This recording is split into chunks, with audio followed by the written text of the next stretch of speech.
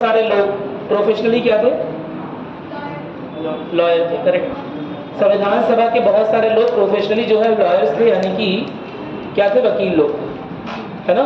और वकील normally professionally जब कोई डॉक्यूमेंट बनाते हैं तो उसमें बहुत सारे क्लॉजेस, उसमें बहुत सारे प्रावधान, छोटी छोटी चीज़ों का ध्यान रखते हैं, ध्यानपूर्वक बनाना। क्या मेरी बात सुन रहे हैं?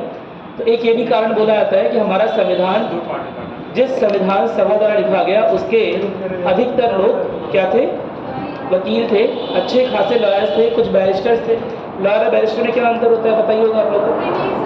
हाँ, ब्रिटेन से डिग्री ली है, और ब्रिटेन से डिग्री लेने का मतलब ये हो गया कि वो जहाँ भी कॉलोनीज रही होंगी, जहाँ भी उपनिवेश है ब्रिटेन के, वहाँ पर लॉ की प्रैक्टिस कर सकते हैं। फॉर एग्जाम्पल आपने सुना होगा गांधी जी वकील थे कि बैरिस्टर थे?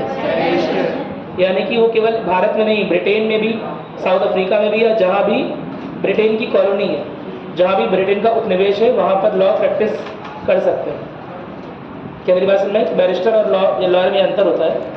तो हमारे जो संविधान सभा के मुख्य लोग हैं, है ना, उन्होंने लॉ से संबंधित बहुत सारी डिग्रियाँ ले रखी थी, बहुत सारी छोटी छोटी बातों का बड़ा ख्याल रखते थे, बहुत सारी छोटी छोटी बातों का बहुत स्पेशल ध्यान रखते थे, विशेष प्रावधानों का भी ध्यान रखा गया, और उसकी वजह से हमारा संविधान क्या हो गया, काफ़ी बड़ा हो गया। लिखने बैठे तो काफ़ी बड़ा हो गया। एक तो बता दिया है, एक तो बताया है तुम लोग को कि जो हमारा संविधान का ब्लूप्रिंट है वो कहाँ से लिया गया है, भारत शासन अधिनियम 1935 से।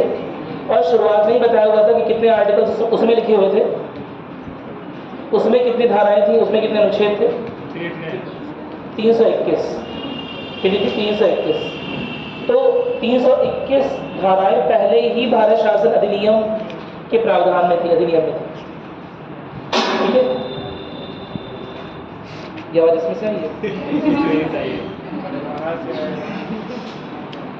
मतलब छोटा पैकेट बड़ा बना। तो हम लोग इसके बारे में बात कर रहे थे। चलिए आगे सब लोग, चल ठीक है, मैं स्टार्ट कर रहा हूँ। कल हम बात करते भारतीय संविधान की विशिष्टताओं की, और सामान्य तौर पर चाहे तो ये सारी चीज़ पॉइंट वाइज लिखवा दे केवल, लेकिन कुछ चीज़ें अगर डिस्कस करते चलेंगे तो बड़ा फायदा हो जाएगा। उससे लिखित अलिखित में क्या अंतर होता है, संविधानवाद क्या होता है, एकल नागरिकता क्या होती है, वो साथ ही साथ क्लियर होते चलेगा। क्या मेरी बात सुन रहे हैं? तो कल अपनी हेडिंग क्या डाली थी, संविधान की विशेषताएं। संविधान को पढ़ाना आर्टिकल वाइज बड़ा आसान है ना, कि आर्टिकल 1 खोला उसे एक्सप्लेन कर दिया, आर्टिकल 2 खोला उसे एक्सप्लेन कर दिया। लेकिन बड़ी बात ये है कि आर्टिकल 1 में जो शब्द लिखे हैं, अगर वो शब्द आपको नहीं समझ आएंगे तो क्या हो जाएगी, मुश्किल होने लगेगी। ठीक है, चलो आज आपके लिए क्वेश्चन दिलाया था, चलिए एक बात देखते हैं, क्वेश्चन करवा दें, लेट होने लगता है ना। अच्छा, आपकी एक संडे को क्लास प्लान कर रहे हैं 2 घंटे की, क्या आप लोग आ पाएंगे? आ जाएंगे? नहीं, एक दिन 2 घंटे के लिए चलाएं, क्योंकि हमारा कोर्स वैसे पीछे डिले हो रहा है, तो एक दिन 2 घंटे की क्लास लूँगा तो थोड़ा सा हमारा सही हो जाएगा। बुला लें लोग, कितने लोग सहमत है इस बात से? मेजॉरिटी है, चलो बस ठीक है। प्रस्ताव पास हो गया। प्रस्ताव पास करने के लिए शब्द का उपयोग हो रहा था, पता है क्या बोलते थे? आई। क्या बोलते हैं? अभी भी बोलते हैं, क्या बोलते हैं? आई। जब यस बोलना होगा क्या बोलते हैं? आई, AYE। ठीक है, उसी पर आ रहे हैं जो हमने बात की थी संविधान के अनुच्छेद में।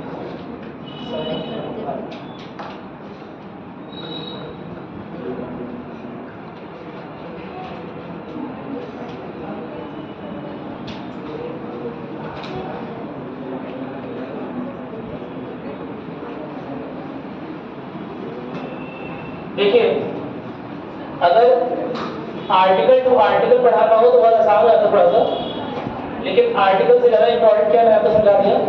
आर्टिकल से ज़्यादा इंपॉर्टेंट है वो शब्द जो लिखे गए हैं उनका क्या मतलब है। ठीक है, संविधान की विशेषता जो शब्द समझाई जा रही है उस शब्दों का मतलब क्या एग्जैक्टली निकलता है, इसीलिए हम आर्टिकल टू आर्टिकल भी ना चलकर हम जा रहे हैं संविधान की विशेषताओं और उसके जो शब्द लिखे उसका एग्जैक्टली मतलब क्या है। ठीक है, किसी चीज़ को एक्सप्लेन करना है तो सबसे आसान तरीका क्या होता है, शब्दों का सही अर्थ निकालने का। पहली बात, और कोई जरूरी कि एक लाइन में एक्सप्लेन करें, कई सारे उसके फीचर्स बताते हैं, उसकी जो प्रॉपर्टीज होती हैं, उसके जो गुण होते हैं वो बताते हैं। आपने वो वाला गाना सुना है? बहुत फेमस गाना हुआ था मेरे टाइम पर, पता नहीं शायद आप लोग के टाइम पे भी हुआ हो। आपने वो वाला गाना सुना होगा, उपमा अलंकार उसमें यूज होता है। उदित नारायण ने गाया है, एक लड़की को देखा तो ऐसा लगा। सुना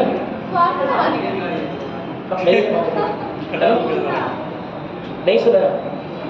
उसमें यूज करता है कैसे, एक लड़की को देखा तो ऐसा लगा जैसे खिलता। अरे पढ़ाई कर लो, है ना, मुझे सोचना पड़ रहा है। अब यही है वो, एक संविधान को देखा तो कैसा लगा। मेरी बात सुन रहे हैं? क्योंकि संविधान को समझना अगर आर्टिकल टू आर्टिकल चलेंगे तो मुश्किल होता जाएगा, ठीक है। इसीलिए हम संविधान को विशिष्टताओं समझते हैं। कवि ने कैसा यूज किया है, एक लड़की को देखा तो ऐसा लगा खिलता गुलाब, जैसे खुलता गुलाब, जैसे शायर का ख्वाब, जैसे वन में किरण, जैसे क्या बोलता है, हाँ बताओ। इसे सब याद है पूरा लाइन, ठीक है। लेकिन ऐसे यूज करता है ना कभी, ऐसे यूज कर रहा है। क्यों ऐसे यूज कर रहा है? क्यों नहीं बता रहे? उस लड़की को देखा, उसका ये नाम है, यहाँ पढ़ रहे, इससे मेरी शादी करा दो, ऐसा नहीं बोल रहा कभी। क्या बोल रहा है? प्रॉपर्टीज बता रहा है ना। उस जो है वो जो लड़की है उसकी प्रॉपर्टी बता रहा है कि वो ऐसी लगती है, ऐसा है, ऐसा है, ऐसा है। उसके बाद में सब, उसके बारे में तमाम कहानियां बता रहे हैं। क्यों बता रहा है? कि तुम समझ जाओ कि कितनी इंपॉर्टेंट है वो, कितनी महत्वपूर्ण है उसकी लाइफ में। उसी तरह हमें आर्टिकल टू आर्टिकल चलने के पहले हमें विशिष्टताओं पर ध्यान देना जरूरी है कि संविधान है कैसा। कुछ विशिष्टताएं तो हमने देख ली थी। किस में देख ली थी? जब हमने प्रियम्बल की कुछ बातें डिस्कस की। अभी प्रियम्बल पूरा डिस्कस नहीं किया, लेकिन कुछ एक चीजें डिस्कस की थी। तो प्रियम्बल कुछ चीजें के डिस्कशन में हमने वो विशेषताएं देख ली थी। अब मैंने एक और चीज बताई थी, क्या सारी विशेषताएं, क्या सारे गुण, क्या सारी प्रॉपर्टीज क्या प्रियम्बल में देना पॉसिबल है? नहीं पॉसिबल है। यानी कुछ ऐसी भी अंतर्निहित विशेषताएं हैं जो शायद प्रियम्बल में व्यक्त नहीं की गई। क्या मेरी बात समझ आ गई? कोई समस्या तो नहीं है? आवाज आ रही है? ठीक है। तो उसके लिए हम क्या करेंगे, पूरा जो इंपॉर्टेंट ऑफ कोर्स अभी भी हम सारी चीजें कवर नहीं कर सकते। इतनी सारी गुण है उस व्यक्ति के अंदर कि अभी भी हम सारी चीजें नहीं कवर कर सकते। लेकिन हमारे अनुसार क्या क्या मुख्य विशेषताएं हैं उसके अंदर, उसके बारे में चर्चा करें। क्या मेरी बात समझ आ गई? इसमें कोई दिक्कत नहीं है ना? चलो ठीक है, पढ़ना स्टार्ट करते हैं। क्या लिखा है आपने हेडिंग संविधान में? संविधान की विशेषताएं, और उसके बाद फिर लिखा है लिखित संविधान। संविधान की प्रमुख विशेषता में लिखिए पहला लिखित संविधान। गुड, हो गया सर? लिख दिया? लिखित संविधान लिखा है। वो तो कल अलिखित और लिखित का अंतर भी देख लिया था आप लोगों ने, अच्छे से देख लिया था। उसमें एक चीज लिखित संविधान लिख लीजिएगा। संविधान की विशेषताओं में हमारा संविधान लिखित संविधान है और विस्तृत संविधान है, ये तो लिख लिया। दूसरी उसे में लिखिएगा जो इसमें ही अंतर्निहित है, लिखिएगा संविधानवाद का पालन। संविधानवाद का पालन। परेशानी ये है, जब मैं बोलता हूँ संविधानवाद तो आपके दिमाग में अपने आप ऑटोमेटिकली हो जाता है यार इसका संबंध तो संविधान से है। मेरी बात नहीं, मैं दोबारा बोल रहा हूँ, जैसे नाशपाती का कोई संबंध नाश से नहीं है। मेरी बात नहीं, जैसे और क्या एग्जाम्पल है, गुलाब जामुन का कोई संबंध गुलाब या जामुन से नहीं है, वैसे संविधान का कोई संविधानवाद का कोई संबंध जो है डायरेक्टली संविधान से नहीं है। नाम पे मत जाइए। क्या मेरी बात समझ? संविधानवाद असल में क्या है, जो भी नियम कानून, जो भी संकलन है या जो भी संविधान लिखा गया है वो कुछ ऐसी तरह लिखा गया हो या उसका अनुपालन कुछ ऐसे होता हो कि जो गवर्नमेंट है वो अपनी सीमित गवर्नमेंट हो, गवर्नमेंट अपनी सीमाओं का उल्लंघन ना करे। मेरी बात सुनाई? और साथ ही साथ केवल गवर्नमेंट के पास ही आर्बिट्रेरी पावर्स नहीं होने का प्रावधान नहीं है। आर्बिट्रेरी पावर्स क्या होती है कि गवर्नमेंट कुछ भी मनचाहा नहीं कर सकती, ये संविधानवाद है। ठीक है, गवर्नमेंट जो है, सरकार जो है, कितनी भी पावरफुल हो लेकिन कुछ भी मनचाहा नहीं कर सकती, ये संविधानवाद है। सुन लो। दूसरा क्या है, साथ ही साथ जो सिटीजन्स हैं यानी कि जो नागरिक हैं वो भी रिस्पॉन्सिबल तरीके से बिहेव करें। अगर गवर्नमेंट कुछ इधर उधर की मनचाहे काम कर रही है तो ये किसका जिम्मेदारी है कि दोबारा से गवर्नमेंट को चेंज करे? सिटीजन्स का, नागरिकों का। क्या मेरी बात से गवर्नमेंट को उसकी गलती रियलाइज हो, पता चले, या किसकी जिम्मेदारी है? नागरिकों की। क्या मेरी बात से नहीं? तो ऐसा नहीं है कि संविधान और संविधानवाद कोई बहुत नजदीक के रिश्तेदार है कि संविधान में संविधानवाद जोड़ दिया संविधानवाद आ गया। संविधानवाद थोड़ी सी अलग भावना है, कॉन्स्टिट्यूशनलिज्म थोड़ी सी अलग भावना है। संविधानवाद की मुख्य अवधारणा क्या है? सीमित सरकार, लिमिटेड गवर्नमेंट। सीमित सरकार का मतलब जिसकी शक्तियां असीमित ना हो, जिसकी शक्तियां असीमित ना हो, जिसकी शक्तियों की सीमाएं रेखाएं प्रॉपर से खींच दी गई हो कि इतनी ही सीमा रेखा है, कुछ भी नहीं कर सकती है गवर्नमेंट। आपने कोई क्राइम नहीं किया, आपका सब कुछ सही है, आप अच्छे हो, और उसके बाद गवर्नमेंट आपको फालतू में अरेस्ट कर जाएगी। ऐसा कर सकती है क्या? नहीं कर तो सकती है, लेकिन आपके पास जुडिशरी उससे बचने के लिए, इस भ्रम में मतलब नहीं कर सकती है, लेकिन आपके पास तरीका है, जुडिशरी, न्यायपालिका, सुप्रीम कोर्ट, हाई कोर्ट है ना, जो आपको एक प्लेटफॉर्म देगा कि अपने गवर्नमेंट के खिलाफ जा सको, अपनी बात रख सको, अपनी बेगुनाही को साबित कर सको। क्या मेरी बात सुन रही? अरे बोलो, समझ में आ गया? तो ये चीज बहुत बहुत इंपॉर्टेंट है कि संविधानवाद सीमित शक्तियों वाली सरकार की बात होती है। इसका संबंध जो है सीधे तौर पर संविधान से नहीं है, पहली बात। दूसरी बात, संविधानवाद में सीमित शक्तियां तो है, साथ ही साथ मैंने एक और चीज बताई क्या, इसमें जो सिटीजन, जो नागरिक हैं, इनकी भी रिस्पॉन्सिबिलिटी रहेगी, इनकी भी जवाबदेही रहेगी, है ना, कि कैसी सरकार है, कुछ भी काम कर रही है और आप लोग अपोज नहीं कर रहे। मेरी बात सुने, कोई सरकार मनचाहा काम भी ना कर ले जाए, यह नागरिकों की जिम्मेदारी होती है। क्या मेरी बात नहीं कि नागरिक जागरूक रहें, नागरिक अपनी स्वतंत्रता को, अपनी जो भी अधिकार है, मौलिक अधिकार है, उनके बारे में जानें। क्या मेरी बात समझ आ गई? कोई दिक्कत तो नहीं है ना? तो लिखो कि दूसरा पॉइंट, संविधानवाद। संविधानवाद, मैंने तुम्हें एक दिन पढ़ाते पढ़ाते बोला था कि क्या तुम्हें लगता है कि बाहुबली फिल्म महेशवती में क्या कोई संविधान नहीं था? नहीं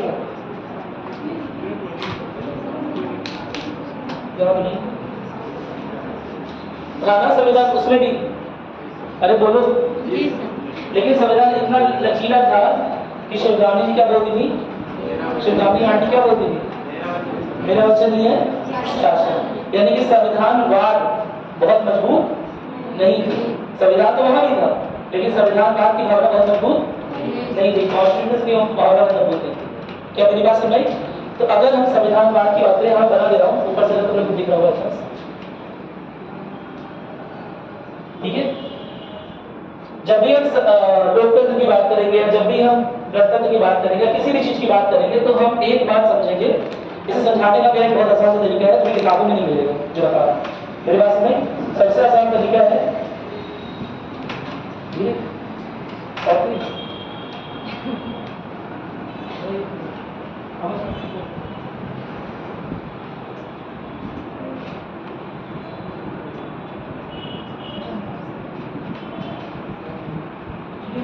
सबसे आसान तरीका क्या है? मैं चीजों को करता हूँ और शायरी में समझाता हूँ, समझ तुम्हें कब समझ आ जाएगा, ठीक है? बता देंगे, लेकिन शायरी थोड़ा सुनाना, सो मेरी बात, ठीक है? याद है शायरी? देखो पूरी बात, जब भी मैं बोलूँगा लोकतंत्र, जब भी बोलूँगा गणतंत्र, या किसी भी संवैधानिक गुण की बात कर रहे हैं, तो हमेशा याद रखेंगे किसी देश में ज्यादा हो सकता है, किसी देश में कम हो सकता है। क्या मेरी बात नहीं? जब इस बारे में बात कर रहे हैं, तो हमेशा ये बात याद रखनी है, हमेशा ये बात याद रखनी है कि ये सारी चीजें, चाहे लोकतंत्र हो, चाहे गणतंत्र हो, या संविधानवाद हो, जितने भी इस तरह के मूल्य होते हैं, जितने भी इस तरह की इथिक्स होती हैं, वो सारी की सारी एक दिशा इंगित कर रही होती है। जैसे फॉर एग्जाम्पल, क्या आपका देश भी लोकतंत्र है? हाँ है। कौन बोल रहा है? है ना? और क्या यूएस भी लोकतंत्र है? अमेरिका में है ना? क्या दोनों बराबर लोकतंत्र है? नहीं। क्या ब्रिटेन भी लोकतंत्र है? हाँ है। क्या दोनों बराबर लोकतंत्र है? नहीं। क्या चाइना भी लोकतंत्र है? हाँ है। लेकिन क्या ब्रिटेन, चाइना, अमेरिका और इंडिया बराबर लोकतंत्र है? नहीं। समझ गए? यानी कि कहीं पर लोकतंत्र ज्यादा है और कहीं पर लोकतंत्र कम है। क्या मेरी बात सुन रहे? इसी बात को बोलते हैं कि लोकतंत्र या गणतंत्र या इस तरह की संविधानवाद की भावना ही कोई मंजिल नहीं है, यह एक रास्ता है। क्या मेरी बात सुन रहे? कोई देश कितना लोकतंत्र है, हो सकता है आज के टाइम पे लोकतंत्र हो, कल को उसने कुछ और नई प्रावधान बना दिए, अपने देश के लोगों को और नए अधिकार दे दिए, वो और मजबूत लोकतंत्र हो गया। मेरी बात समझ? आज के टाइम पे गणतंत्र है क्योंकि जो राष्ट्रपति का चुनाव है वो अप्रत्यक्ष रूप से हमारे द्वारा किया जाता है, अप्रत्यक्ष रूप से हमारे द्वारा किया जाता है। मेरी बात समझ? ऐसी चीज को बोलते हैं, ऐसे सिस्टम को बोलते हैं गणतंत्र, गणतांत्रिक सिस्टम। अब बोलोगे सर हम लोग कहाँ पर पार्टिसिपेट करते हैं राष्ट्रपति के चुनाव में? हम लोग डायरेक्टली नहीं पार्टिसिपेट करते, इनडायरेक्टली करते हैं, आपको पता है। क्या मेरी बात नहीं? अभी इस बारे में बात करेंगे, नहीं बता दिए, बहुत परेशान मत होना। लेकिन मान लो कल को कोई ऐसा रूल आ जाए कि आप लोग डायरेक्टली अपने प्रेसिडेंट के इलेक्शन में पार्टिसिपेट करने लगो, तो गणतंत्र व्यवस्था, गणतांत्रिक व्यवस्था और मजबूत हो जाएगी। कल मान लो एक ऐसा प्रावधान, एक ऐसा नियम आ जाए कि आज से हर योजना, आज से हर एक योजना जितने भी लोग हैं, है ना, सबसे पूछकर ही बनाई जाएगी, सबका एसएमएस जाएगा या सब लोग ईमेल करेंगे और उनसे पूछकर ही उनकी वोटिंग होगी और उनसे पूछकर ही कोई प्रावधान बनेगा या बदलेगा या नया बनाया जाएगा, कोई बिल तभी पास होगा। तो और मजबूत लोकतांत्रिक व्यवस्था आ गई। क्या मेरी बात नहीं? इसीलिए मैं बोल रहा हूँ कि लोकतंत्र कोई क्या नहीं है, लोकतंत्र कोई मंजिल नहीं है, ये एक रास्ता है कि हमने लोकतंत्र होना शुरू किया है। अब संविधान की शक्तियों का सहारा लेकर हमारी सरकार जो है या हमारा शासन जो है कितना अधिक से अधिक लोकतंत्र स्थापित कर ले जाएगा, ये हमारे और हमारी सरकार के ऊपर है। क्या मेरी बात समझ में आ गई? कोई दिक्कत तो नहीं है ना? उसी तरह संविधानवाद, हमारे पास संविधान है। अब गवर्नमेंट क्या बार बार अपना मनचाहा कर रही है? क्या कैसा भी मनचाहा कर रही है? कुछ मनचाही चीजें गवर्नमेंट करती ही है, मेरी बात नहीं, लेकिन किस हद तक कर ले रही है, किस हद तक कर ले रही है? उसी आधार पर हम पूरे संविधानवाद को ऐसे समझ सकते हैं कि ये है संविधानवाद। आपका समझिए, दिखाई दे रहा है आप लोगों को? अभी तो कुछ दिखाई नहीं,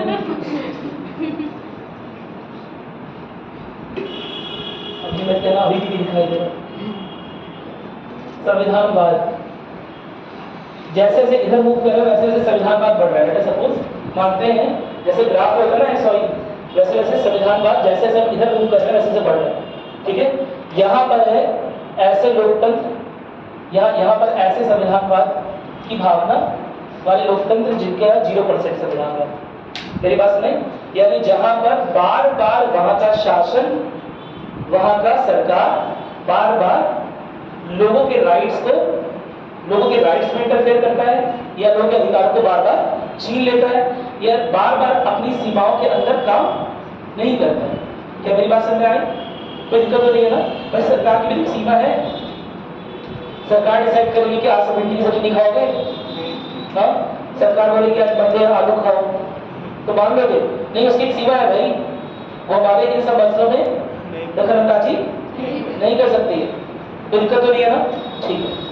तो उसी तरह से कुछ ऐसे भी लोकतंत्र हो सकते हैं जहां पर संविधानवाद काफी उच्च स्तर का हो, 100% के आसपास हो, हालांकि 100% के आसपास बहुत ना के बराबर देशों में है ना, लेकिन उससे आसपास में 80%, 90% के आसपास। क्या मेरी बात क्लियर है? इसीलिए मैं क्या बोल रहा हूँ, लोकतंत्र हो चाहे संविधानवाद हो चाहे इस तरह के मूल्य हो, यह सब एक रास्ता है, यह सब कोई मंजिल नहीं है कि यहाँ तक पहुंच गए, यहाँ ये चीज हमने कर ली, हमने डिसाइड कर लिया कि 5 साल में सरकार को चुनेंगे और लोकतंत्र की स्थापना हो गई उसी दिन। अब 5 साल में गवर्नमेंट कुछ भी कर रही है, बोलो मेरी बात सुन रही? हम क्या बोलते हैं, हमारी यहाँ लोकतांत्रिक सरकार है, तुम 5 साल में एक बार सरकार चुने जाते हो, तो एक बार तुमने सरकार चुन ली 5 साल में, तो क्या बस लोकतंत्र की स्थापना हो गई? अब कुछ नहीं करना है, अपनी रिस्पॉन्सिबिलिटी खत्म, अपनी जिम्मेदारी खत्म, यह गलत नजर है। क्या मेरी बात समझ में? कोई दिक्कत तो नहीं है ना? मेरी बात समझ आ रही? इसीलिए सिटीजन्स, नागरिक कितने तक इन्वॉल्व रहते हैं, और केवल नागरिक की इन्वॉल्वमेंट नहीं, गवर्नमेंट भी अपनी सीमाओं को समझ रही है, समझ रही है, बार बार ऐसे स्टेप्स, बार बार ऐसी योजनाएं या बार बार ऐसे कोई प्रावधान तो नहीं ला रही है जिससे लोकतांत्रिक मूल्यों का क्षरण होता हो या नागरिक अधिकारों में कटौती होती है। क्या मेरी बात क्लियर है? जहां पर ये सारी चीजें हैं वहां पर संविधानवाद ज्यादा है। मेरी बात समझ आ गई? कोई दिक्कत तो नहीं है ना? तो संविधानवाद यानी कि सीमित सरकार जो अपनी पावर को सीमाओं के अंदर उपयोग करे, कोई समस्या नहीं है ना? ठीक है। तो जैसे एग्जाम्पल देते हैं 0%, एक कंट्री का नाम बताओ जहां तुम्हें लगता है कि 0% संविधानवाद होगा। North Korea. तुमने लीबिया का नाम सुना है? अभी कुछ साल पहले लीबिया के जो प्रेसिडेंट थे गद्दाफी, नाम सुना है? गद्दाफी थे। क्या उनके संविधान नहीं था? क्या मैंने तो अभी एग्जाम्पल दिया महेशमती का, उसी तरह लीबिया में भी संविधान था। कोई भी छोटी से छोटी इकाई होती है, बता रखा है मैंने, कोई छोटी से छोटी इकाई होती है, उसका भी अपना कुछ नियमों का संकलन होता है ना। लीबिया में भी संविधान था, लीबिया में भी संविधान था, लेकिन वो संविधानवाद की भावना का पालन हो रहा था क्या वहां पर? नहीं हो रहा था, क्योंकि बार बार जो सरकार है, जो गद्दाफी है, वो उन सीमाओं का उल्लंघन कर रहा था, अपनी असीमित शक्तियों का उपयोग कर रहा था। और लीबिया में जो संविधान था उसका नाम था ग्रीन बुक, लेकिन वो जो किताब थी वो भी किसके द्वारा लिखी गई थी? गद्दाफी द्वारा। गद्दाफी ने अपना संविधान खुद ही लिख दिया और बोला आज से शुरू करेंगे, और उसमें लिखा हुआ था I am the shadow of the God on the earth, मैं इस पृथ्वी पर भगवान की परछाई, भगवान का अक्स, भगवान की परछाई। और तुम्हारे हाथ में तुम्हारी कॉपी है, तुम कुछ भी लिख लो। मेरी बात समझ, तुम पॉलिटिकल साइंस की कॉपी में अपने लिए लिख लो कि मैं आज से देश का राष्ट्रपति हूँ, अब मुझे क्या पता? मेरी बात समझ, अरे बोलो, मेरी बात समझ नहीं आ रही? तो उसी तरह गद्दाफी ने अपने संविधान पर कुछ भी लिखा था, वो संविधान लोगों द्वारा नहीं लिखा गया था। और एक ऐसा संविधान जो लोगों द्वारा नहीं लिखा जाता है, कहीं ना कहीं कम संविधानवाद उसमें होता है। क्या मेरी बात सुनाई? क्योंकि जब ऐसा संविधान जिसे लेजिस्लेटिव बॉडी लिख रही है केवल, या जिसे सरकार लिख रही है, या कॉन्स्टिट्यूशनल हेड लिख रहा है, जो सबसे बड़ी बॉडी है वो लिख रही है, समझ रहे हो ना, जो सुप्रीम कमांडर है वो लिख रहा है, तो वो अपनी पावर का असीमित नहीं करेंगे। सीमा रेखा बनाएंगे क्या पावर की? नहीं, वो तो असीमित पावर बनाएंगे अपनी। क्या मेरी बात सुनाई?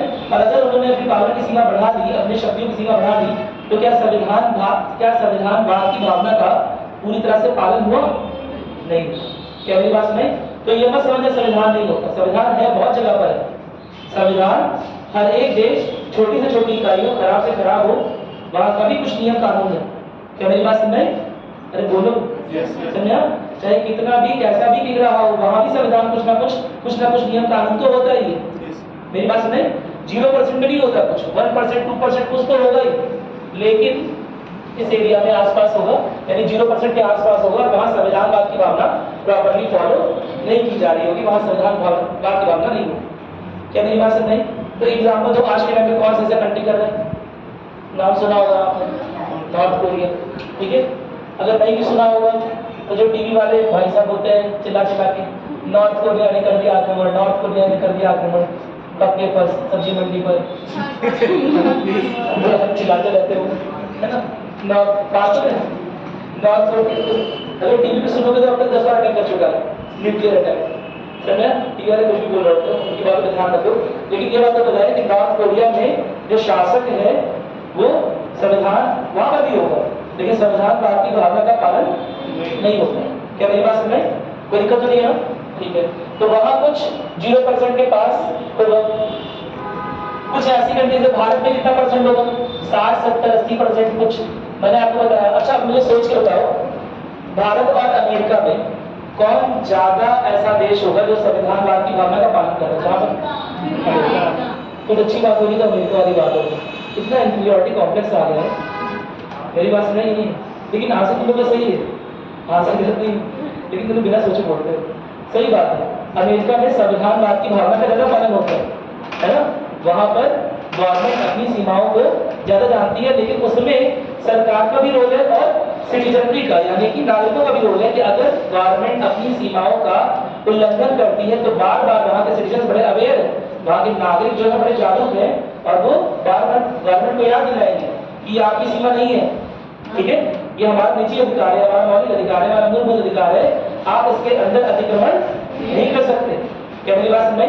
तो यहाँ कहीं समझ लो 50-60% तो भारत है लगभग, ठीक है, और उसके आगे अमेरिका और ब्रिटेन के आसपास मान लो, अमेरिका और यूके, ब्रिटेन, ठीक है।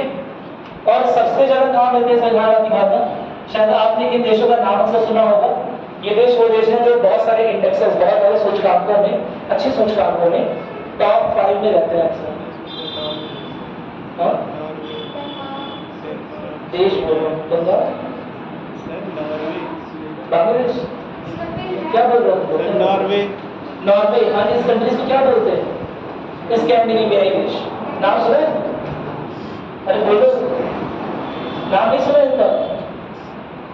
स्कैंडिनेवियाई देश, स्कैंडिनेवियन कंट्रीज बोलते हैं, हिंदी बोलते हैं स्कैंडिनेवियाई देश। ठीक है, जैसे क्या क्या हो गया, नॉर्वे हो गया, डेनमार्क हो गया, आइसलैंड हो गया। यहाँ पर देखा गया है कि संविधानवाद की भावना अच्छी खासी मजबूत है। यहाँ पर अक्सर देखा गया है कि गवर्नमेंट कभी भी अपने अधिकारों का या अपनी जो शक्तियां हैं उसका इस तरह से उपयोग नहीं करती है कि लोगों के मौलिक अधिकारों का हनन होता हो किसी भी रूप में। क्या मेरी बात समझ आ गई? कोई दिक्कत तो नहीं है ना? इसे बना लो जल्दी से, फिर आगे बढ़े। समझ आ गया? एक जगह ऐसी हो सकती है 0% संविधानवाद और एक जगह ऐसी हो सकती है 100%। क्या मैंने किसी को 0% दिखाया? नहीं दिखाया। नॉर्थ कोरिया चाहे कितना भी खराब हो, लेकिन क्या वहां पर 0% संविधानवाद होगा? Of course not. मेरी बात समझ?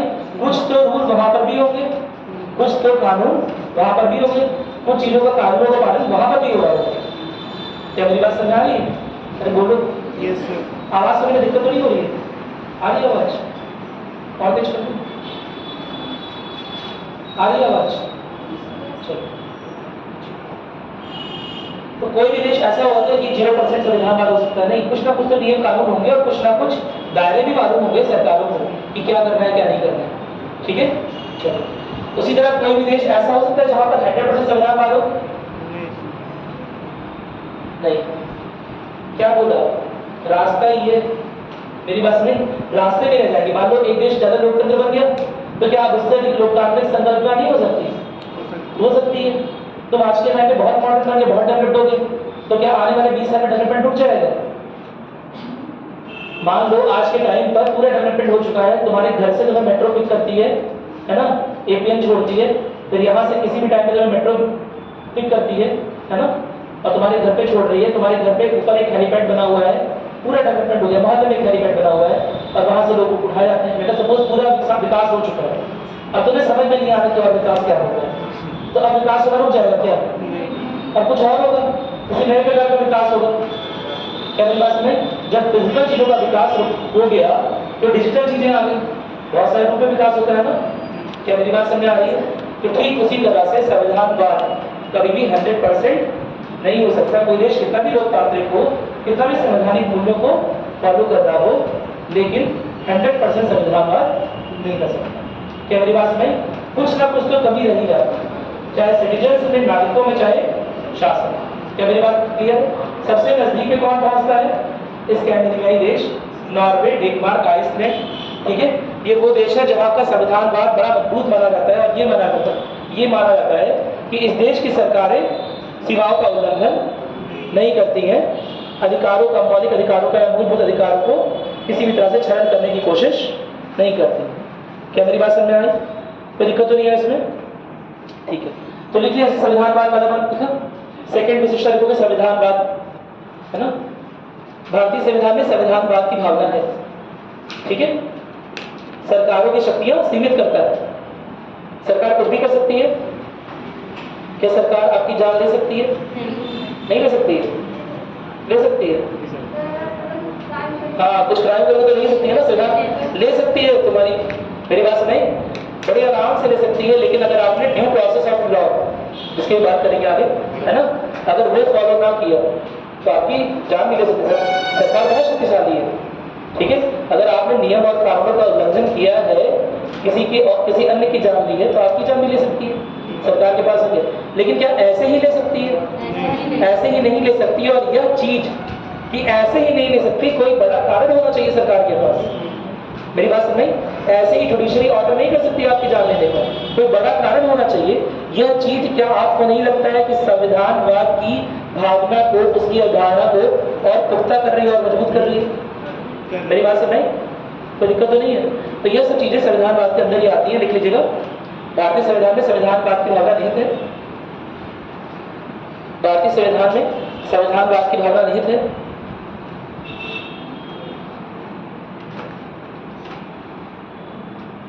जिससे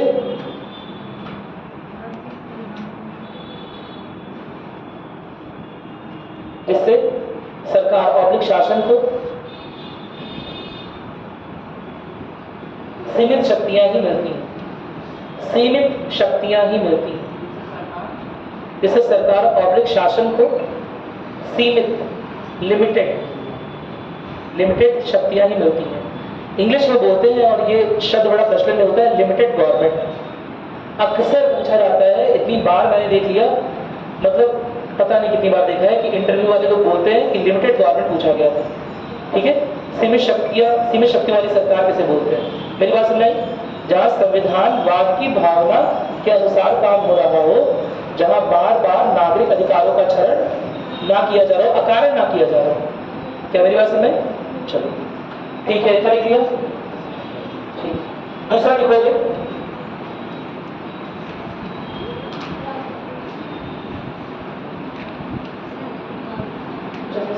संविधान को दिया हुआ है,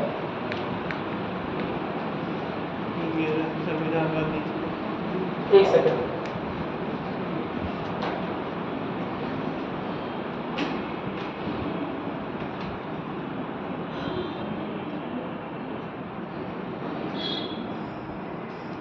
भारतीय परिप्रेक्ष्य में संविधान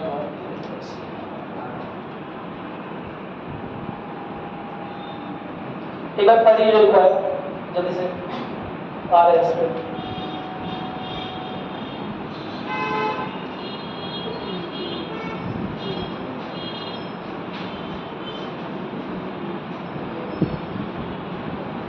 मैंने आपको संविधानवाद में कुछ और भी लिखवाया है कभी? क्या पॉइंट लिखा है संविधानवाद किसे बोलते हैं? नहीं बोल लिखवाया ना? एक बार कहीं स्टार बना के संविधानवाद के बारे में लिख लीजिए जल्दी जल्दी से। ठीक है, अच्छा दिमाग लगाइए थोड़ा सा। कल लिखित और अलिखित की बात की थी। जहां पर लिखित संविधान होगा वहां संविधानवाद की भावना होगी, या जहां पर अलिखित संविधान होगा? कहाँ लिखित? सोचो, दिमाग लगाओ। रिटर्न या अनरिटन? रिटर्न वाले में ना, क्योंकि वहां पर इतने आराम से गवर्नमेंट प्रावधानों को चेंज नहीं कर सकती। मेरी बात समझ? चलो वेरी गुड। लिखोगे, पहला चीज लिखोगे संविधानवाद में, पहला पॉइंट लिखित संविधान।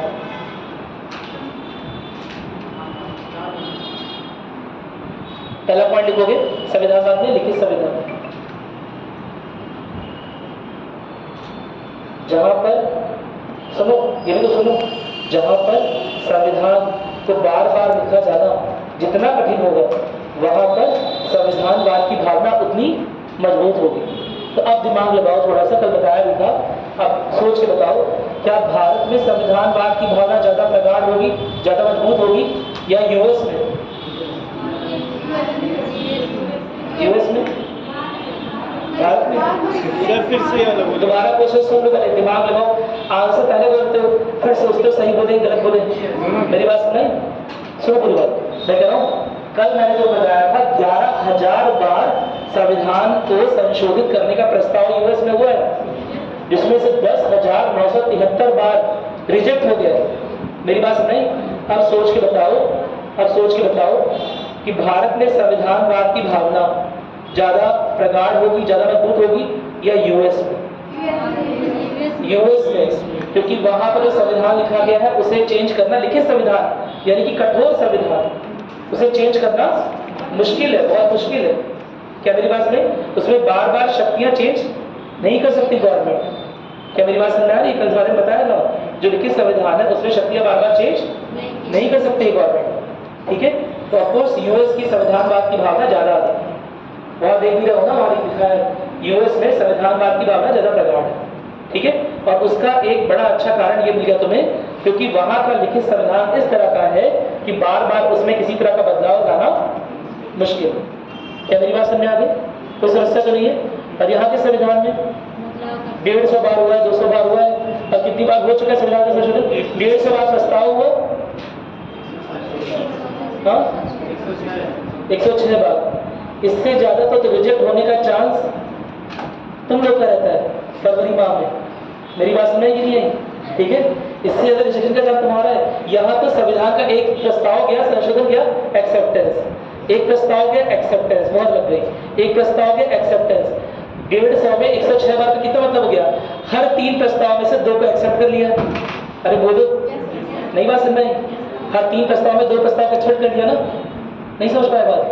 और यूएस में देखो कितने नखरे वाले लोग हैं, कितनी बार प्रस्ताव हुआ? 11,000 बार। मेरी बात सुन रही? और कितनी बार एक्सेप्ट हुआ? 27 बार। यूएस की तरह बनो। मेरी बात सुन रही? स्ट्रिक्ट बनो थोड़ा सा, चलो पढ़ाई करो, लिखो। तुम लोग समझ में तो आ जाते हैं, हंसवाते रहते हैं।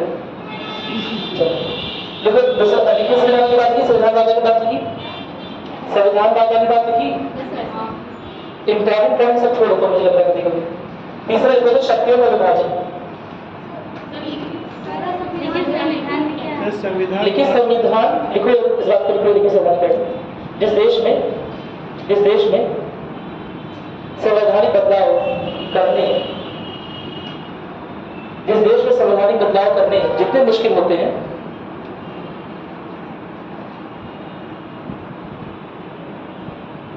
या जितना कठोर लिखित संविधान होता है, उस देश में संविधानवाद उतना ही मजबूत होता है। ठीक है, मैं दोबारा बोल दे रहा हूं कि संविधानवाद को संविधान के साथ कंफ्यूज नहीं करिएगा। संविधानवाद और संविधान में अंतर है। क्या मेरी बात सुनाई? केवल संविधान का पालन नहीं है, संविधान के द्वारा शक्तियां दी जा रही हैं सरकार को, उसका सीमित उपयोग हो, असीमित उपयोग ना करने लगे, दुरुपयोग ना करने लगे। ठीक है, सरकार अपनी सीमाएं निश्चित रखे। ठीक है, लिख लिया इस बात को, कोई दिक्कत नहीं है। हाँ, नेपाल में आज तक कितनी बार संविधान लिखा जा चुका है? हाँ, वेरी गुड। अब तक 5 बार संविधान जो है नेपाल का निरस्त हो चुका है, 6वां संविधान चल रहा है। इसकी उम्र देख रहे हैं कितनी है, क्योंकि अभी भी वहां पर किसी तरह का कॉन्फ्लिक्ट लगातार चल रहा है, लगातार विरोधाभास चल रहा है। क्या मेरी बात सुने? शुरुआत में वहां पर कॉन्स्टिट्यूशनल मोनार्की थी। कॉन्स्टिट्यूशनल मोनार्की क्या होती है? जहां पर चीजें तो संवैधानिक है, संविधान लिखा तो गया है, लेकिन अभी भी उस संविधान में मोनार्कियल जो पावर है, जो राजा है, उसके पास अधिक शक्ति है। मेरी बात सुने? हमारा जो कॉन्स्टिट्यूशनल हेड है, दिमाग लगाओ, हमारा जो प्रेसिडेंट है, कल को बोले यह संविधान गलत, ऐसे नहीं मानेंगे, दूसरा संविधान लाएंगे, हो जाएगा। हमारे द्रौपदी मुर्मू जी बोले ये जो संविधान है, इस पे क्या बोलते हैं, गंदा हो गया है, इस पे दाल गिर गई है, इसे फाड़ो, दूसरा बनाया, बहुत पुराना हो गया है। मान लेंगे क्या? नहीं मानेंगे। बहुत सिंपल सी बात है ना? क्योंकि हमारे यहाँ के जो संवैधानिक हेड हैं, हमारे यहाँ जो गवर्नमेंट के हेड हैं, उनके पास भी ये शक्ति नहीं कि संविधान को बदल सके। मेरी बात नहीं? लेजिस्लेचर के पास, विधायिका के पास संविधान में संशोधन, छोटी मोटी चीजें, स्पेलिंग मिस्टेक, कुछ नए नए प्रावधान जोड़ने की शक्ति बस है। बहुत बड़ी बड़ी शक्तियां नहीं है कि मूलभूत संविधान के ढांचा में चेंज कर दें। आपको पता है इस बारे में? क्या मेरी बात सुनाई? लेकिन नेपाल में और बाकी राष्ट्र में, बहुत सारे राष्ट्रों में जो संवैधानिक हेड होते हैं, जो गवर्नमेंट के हेड होते हैं, वो बड़े आराम से संविधान को बदल सकते हैं। क्या मेरी बात सुन रहे हैं? इसीलिए ऐसे ढांचे मजबूत नहीं होते और वहां पर लगातार संविधान बदले जा रहे होते हैं। हालांकि अब नेपाल में पहले से चीजें बेहतर हो रही हैं, उसे हम अंतर्राष्ट्रीय संबंध भी पढ़ेंगे जब तक पढ़ेंगे। ठीक है, चलो इसे नोट किया। संविधानवाद देखोगे, शक्ति का विभाजन लिखोगे, शक्ति का विभाजन लिखो। जब सरकार की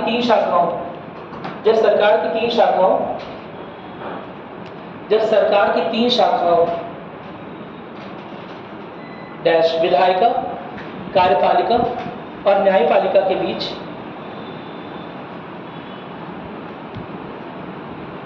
शक्ति का विभाजन संतुलित होता है। शक्ति का विभाजन, शक्तियों का बंटवारा संतुलित होता है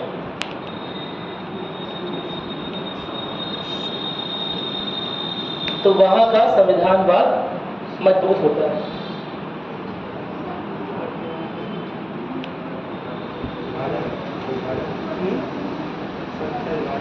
शक्तियों का विभाजन मजबूत होता है तो वहां का संविधानवाद क्या होता है? सॉरी, शक्तियों का विभाजन क्या होता है? संतुलित होता है तो संविधान का मजबूत होता है। ठीक है,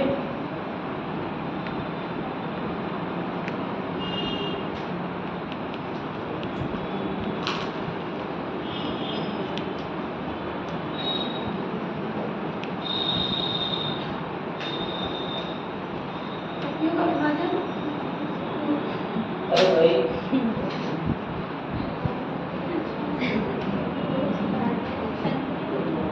मैं जितनी बार बोलूंगा अलग अलग वाक्य निकलेगा मुझसे, समझो मेरी बात। जो मेन चीज बताई है वो लिखो, क्रक्स। ठीक है, समझ आ गया? तो नेट पे थोड़ा है, देखो जरा से। मुझे बताओ शक्तियों का विभाजन कहाँ हो? अच्छा अभी तो समझ ही नहीं पाए तुम लोग। दिख रहा है सब लोग को? हाँ, अच्छा अभी तो समझ ही नहीं पा रहे हो, ठीक है बताना है ना। ये है तुम्हारी लेजिस्लेटिव यानी कि विधायिका, बी से लिखा दे रहा है। ये है एग्जीक्यूटिव यानी कि कार्यपालिका, और ये है न्यायपालिका। ठीक है, और उसी तरह से ये है तुम्हारी विधायिका, एक गोला है कार्यपालिका, और एक गोला है ये न्यायपालिका। और लेट अस सपोज कि ये ए है, ये बी है, और ये मुझे बताओ कहाँ तुम्हें दिख रहा है कि शक्तियों का विभाजन एकदम साफ साफ है? सर ए में दिख रहा है सब लोग को? कितने लोग आपके लेकर आज प्रेजेंट में उपस्थित? आपने साफ है? अब बताओ नहीं लगेगा भाई, बताओ नहीं बताओ बताओ बताओ कौन सा वाला? ए वाला। अब बताओ इसमें से कौन सा इंडिया वाला, इंडिया का है, ए या बी? बी है पक्का? भारत में जो एग्जीक्यूटिव है यानी कि जो कार्यपालिका है, जिसमें आते हैं प्रेसिडेंट, जिसमें आते हैं मंत्री परिषद, जिसमें आते हैं कुछ आईएएस आईपीएस अधिकारी भी, समझा? वो कार्यपालिका के हिस्से में आ रहे हैं। यानी कि वो जो काउंसिल ऑफ मिनिस्टर है, जो मंत्री परिषद है, वो कहाँ से निकल कर आ रहे हैं? पहले वो एमपी बने, उसके बाद बने, यानी पहले विधायिका का हिस्सा थे और उसके बाद कार्यपालिका का हिस्सा बने। तो क्या यहाँ पर शक्तियों का विभाजन एकदम प्रॉपर दिख रहा है? नहीं दिख रहा है। जबकि अमेरिका में कई लोग अमेरिका में शुरू से पढ़ने के बाद, मेरी बात सुनाई, क्योंकि यहाँ बहुत सारी कमियां दिखा दी सर ने, तो लोग अमेरिका चले गए। ठीक है, जल्दी देख के बताओ, क्या तुम्हें साफ साफ दिख रहा है कि विधायिका की शक्तियां अलग है? विधायिका का राष्ट्रीय अलग है, विधायिका कार्यपालिका में क्या कोई संबंध दिख रहा है? नहीं दिख रहा है। क्या कार्यपालिका न्यायपालिका में कोई संबंध दिख रहा है? नहीं दिख रहा है। विधायिका न्यायपालिका में कोई संबंध दिख रहा है? नहीं दिख रहा, अलग अलग। क्या मेरी बात नहीं? तो यहाँ शक्तियों का बंटवारा एकदम क्लियर है, और यहाँ शक्तियों का बंटवारा थोड़ा सा क्लियर नहीं हो रहा है।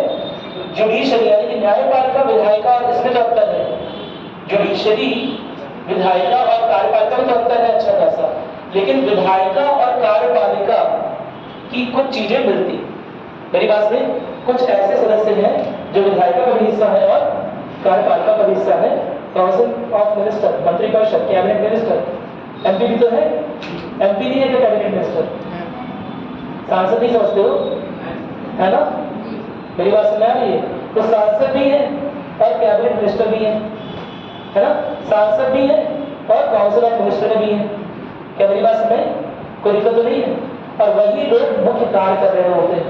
तो ऐसे में हमारी कार्यपालिका काफी हद तक निर्भर हो जाती है विधायिका के ऊपर। क्या मेरी बात सुनाई? और इसीलिए हमारे यहाँ का संविधानवाद थोड़ा कमजोर हो जाता है, क्योंकि शक्तियों का जितना क्लियर बंटवारा होना चाहिए था उतना क्लियर बंटवारा नहीं। क्या मेरी बात समझ आ गई? कोई दिक्कत तो नहीं है ना? ऐसी व्यवस्था को बोलते हैं संसदीय प्रणाली। ये होता है हमारा संसदीय प्रणाली, संसदीय व्यवस्था। और इसे क्या बोलते हैं? प्रेसिडेंशियल फॉर्म ऑफ गवर्नमेंट, अध्यक्षीय प्रणाली। इसे बोलते हैं पार्लियामेंट्री फॉर्म, इसे बोलते हैं प्रेसिडेंशियल फॉर्म। समझेगा? कोई दिक्कत तो नहीं है? प्रेसिडेंशियल फॉर्म हिंदी में बोलते हैं अध्यक्षीय,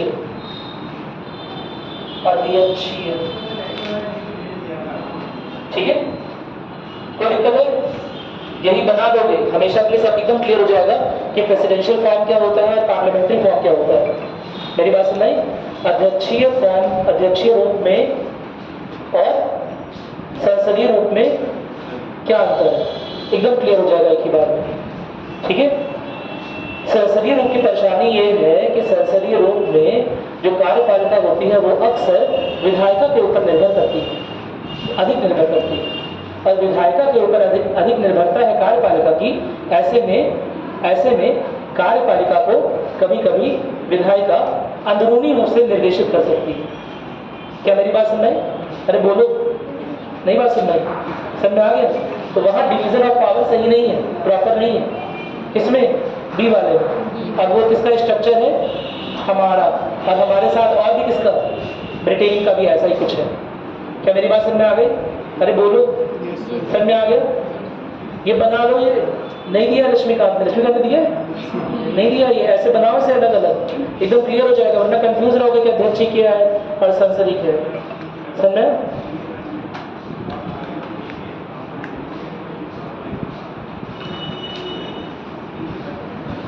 एकदम क्लियर होना चाहिए ना। देखो अगर तुम डायग्राम बना लोगे तो एकदम क्लियर हो जाएगा कि इसमें लेजिस्लेचर एकदम अलग है एग्जीक्यूटिव से, एग्जीक्यूटिव एकदम अलग है जुडिशरी से, न्यायपालिका और कार्यपालिका और विधायिका में काफी अंतर है। ठीक है? जबकि संसदीय प्रणाली में जो कार्यपालिका है वो कहीं ना कहीं विधायिका पर निर्भर है। मेरी बात सुन रही? और अगर मैंने क्या बोला, क्या मैंने ये बोला कि पूरी की पूरी न्यायपालिका नहीं, लेकिन जो मुख्य न्यायपालिका का जो मुख्य अंग है वो कहीं ना कहीं कार्यपालिका, वो विधायिका से आता है। ठीक है? कार्यपालिका का मुख्य अंग मुख्य रूप से कहां से आ रहा है? विधायिका से आ रहा है। पहली बात सुने, जिसमें है काउंसिल ऑफ मिनिस्टर, मंत्रिपरिषद के लोग, जिसमें है कैबिनेट मिनिस्टर, समझ रहे हो ना, मिनिस्ट्रियल पोजीशन के लोग। और साथ ही साथ मैंने तुम्हें एक चीज बोली, अप्रत्यक्ष रूप से सिलेक्ट करते किसे? प्रेसिडेंट को। तो प्रेसिडेंट भले ही लेजिस्लेटिव के बाहर दिख रहा हो, लेकिन कहीं ना कहीं किसी पर निर्भर है। प्रेसिडेंट जो है वो विधायिका पर ही निर्भर है। क्या विधायिका चाहेगी कि प्रेसिडेंट ना हो, उसको महाभियोग चला दिया जाए तो हटाया जा सकता है? क्या मेरी बात? हालांकि इतना आसान नहीं है, बहुत कठिन है, कभी हुआ नहीं, लेकिन अगर चाहे तो हो भी सकता है। क्या मेरी बात समझ में आ गई? कोई दिक्कत तो नहीं है ना इसमें? और प्रेसिडेंट को बनाया किसने? लोगों ने या विधायिका ने? अगर अब देखो, डायरेक्टली तो लोगों ने नहीं सिलेक्ट किया है, इनडायरेक्टली सिलेक्ट किया है, यानी कि असल में कौन बनवा रहा है? विधायिका के लोग। अरे बोलो, MP MLA नहीं बनवा रहे, प्रेसिडेंट के इलेक्शन में पार्टिसिपेट करते हैं। मेरी बात सुनाई? तो ऐसे प्रेसिडेंट, ऐसा कॉन्स्टिट्यूशनल हेड क्या कभी अपने जिन्होंने सपोर्ट किया उनके खिलाफ प्रॉपर्ली जा सकता है? नहीं आ सकता है। अरे बोलो, मेरी बात सुनाई? चला लिया, इसे याद रहेगा? चलो आगे बढ़ते हैं। ये 3 विधायकों में शक्ति को विभाजन जोड़ता है, यानी कि जिस देश में संविधानवाद जितना मजबूत रहेगा वहां पर ये शक्तियों का बंटवारा उतना संतुलित होगा, उतना अच्छा रहेगा, एकदम साफ बंटवारा रहेगा। नहीं बात समझ? और जिस देश का संविधानवाद कमजोर रहेगा वहां पर ये चीजें आपस में मिक्स्ड रहेगी। मेरी बात समझ? वहां पर ये सब चीजें आपस में मिली हुई रहेगी, उन्हें अलग अलग करना आसान नहीं हो पाएगा। क्या मेरी बात समझ में आ गई? ठीक है। इस बार नोट करो कि न्यायिक समीक्षा, न्यायिक समीक्षा वही जुडिशियल रिव्यू को बोलते हैं, न्यायिक पुनर्विलोकन भी बोलते हैं इसे, न्यायिक समीक्षा। गवर्नमेंट कोई बिल ले आए, गवर्नमेंट ने सपोज कोई बिल ले आया, आज से तुम जितना भी व्हाट्सएप पे बात करते हो, मेरी बात नहीं, कुछ भी डिलीट नहीं करना पड़ेगा, सब गवर्नमेंट को दिखाना पड़ेगा। मेरी बात नहीं? क्या तुम्हें नहीं लग रहा है यह निजता के बहुमूल्य अधिकार का हनन है ना? व्हाट्सएप चैट हिस्ट्री को डिलीट करने वालों, है ना? क्या तुम्हें नहीं लगता है निजता के अधिकार का हनन है ये? है सर? क्या मेरी बात समझ आ रही है? तो ऑफ कोर्स हमारी जो गवर्नमेंट है वो किसी भी तरह के स्टेप ले सकती है, और इसके खिलाफ हम कहाँ जाएंगे? कहाँ जाएंगे? सुप्रीम कोर्ट पर जाना भी ना पड़े, जज साहब खुद ही बोले करिए तो मेरे भी अधिकार का हनन हो जाएगा। मेरी बात सुनाई? ये तो हमारे चैट पढ़ने लगेंगे ये लोग। ठीक है? तो ऐसे में जज साहब क्या करेंगे? खुद ही न्यायिक समीक्षा में डाल देंगे मामला। कि यह तो निजता के अधिकार का जो कि मूलभूत ढांचे का भाग है उसका बहुत बड़ा हनन हो रहा है। मेरी बात सुन रही? सही में भी नहीं देखना चाहिए। आपको पता है मैंने मजाक क्यों किया ये? क्योंकि एक बार ऐसा हुआ, एक सरकार आई थी अपने यहाँ, इंदिरा गांधी की सरकार, नाम सुना आप लोगों ने? बड़ी बदनाम सरकार रही कुछ मामलों के लिए। उनमें से एक मामला ये था कि जितने भी अंतर्देशीय लिखे जा रहे हैं, जितने भी लिफाफों में बंद पत्र जा रहे हैं, चाहे जितने भी पत्र जा रहे हैं, सब गवर्नमेंट कभी भी पढ़ सकती है। जैसे आजकल फोन टैपिंग होता है ना, तो उस समय फोन तो था नहीं। जो सूचनाओं के आदान प्रदान का माध्यम है वो क्या था? पत्र, है ना, अंतर्देशीय लिफाफे। क्या मेरी बात सुनाई? और एक बिल ले आए वो लोग वहां पर, कहाँ पर, संसद में, कि भैया जितने भी जा रहे हैं, क्योंकि ये लोग कुछ देश के खिलाफ प्लान कर सकते हैं, इसलिए इनका सब डेटा, इनकी क्या आपस में चैट हो रही है, हमारे जो विपक्षी लोग हैं क्या आपस में वार्तालाप कर रहे हैं पत्र के माध्यम से, क्या पत्राचार हो रहा है, हम सब कुछ पढ़ सकते हैं। ऐसा बिल इंदिरा गांधी गवर्नमेंट ले आई थी। लेकिन उस समय हमारे देश का सौभाग्य था कि एक बहुत ज्ञानी आदमी, ज्ञानी जैन सिंह, है ना, कहाँ पर थे? राष्ट्रपति के पद पर आसीन थे, है ना। और उन्होंने तब संवैधानिक लूप होल्स का, लूप होल जो है ना, जो कुछ कमियां रह गई हैं, उनका इस्तेमाल करते हुए पहली बार क्या लगाया था? पॉकेट वीटो लगाया था। और जब यह बिल संसद से पास होकर पहुंचता है किसकी टेबल पर? राष्ट्रपति की टेबल पर। तो राष्ट्रपति देख लेते, समझ आते हैं मंशा, और सोचते हैं अरे मेरे भी पत्र पड़ेगा, है ना। मेरी बात समझ कि नहीं है? तो ऐसे में राष्ट्रपति क्यों ऐसा काम करने देना चाहेंगे कि हमारे पत्र और हम सबके पत्र, हम सबके अंतर्देशी, छुपे हुए अंतर्देशी, मेरी बात सुनाई, वो सब गवर्नमेंट के सामने खोलने पड़े? दिक्कत नहीं आ जाएगी? दिक्कत आ जाएगी ना।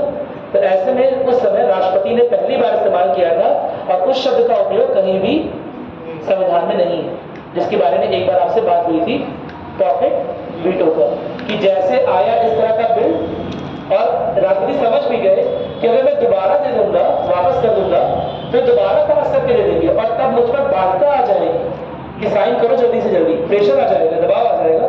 तो उन्होंने जो बिल प्रस्ताव था, इंडियन पोस्ट कार्ड बिल बोलते हैं, Indian post card and telegraph bill, उसे मोड़ा, पन्ने को मोड़ा और अपनी जेब में रख लिया और बोला अभी पढ़ेंगे, अभी समय नहीं है।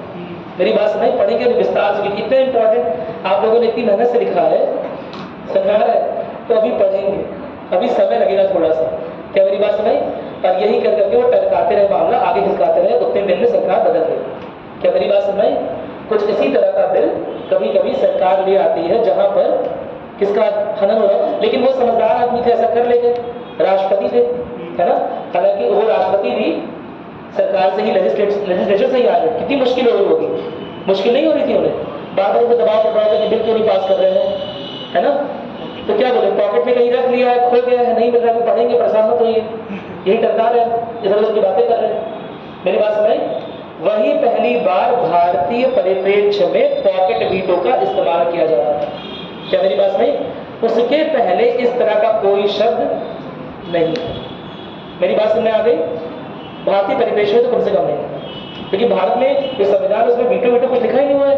पॉकेट वीटो की बात ही छोड़ो, वीटो ही लिखा हुआ, ठीक है। लेकिन अमेरिका में ऐसा नहीं है। अमेरिका में राष्ट्रपति शक्तिशाली होता है। क्या मेरी बात समझ आई? वो इस तरह के बिल को वापस कर सकता है, पुनर्विचार के लिए दे सकता है, अपनी शक्तियों का उपयोग कर सकता है। यहाँ के राष्ट्रपति का विधायकों को कंट्रोल करते हैं? क्या राष्ट्रपति के कंट्रोल में, नियंत्रण में विधायिका है? नहीं है। क्या मेरी बात सुनाई?